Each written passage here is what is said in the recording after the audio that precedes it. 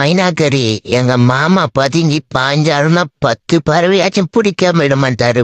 சீக்கிரம் மாமா போ, கிட்ட வந்துச்சு பாரு, போய் புடி மாமா. மாமா என்னடா இந்த ஆளு தூங்கிட்டானா?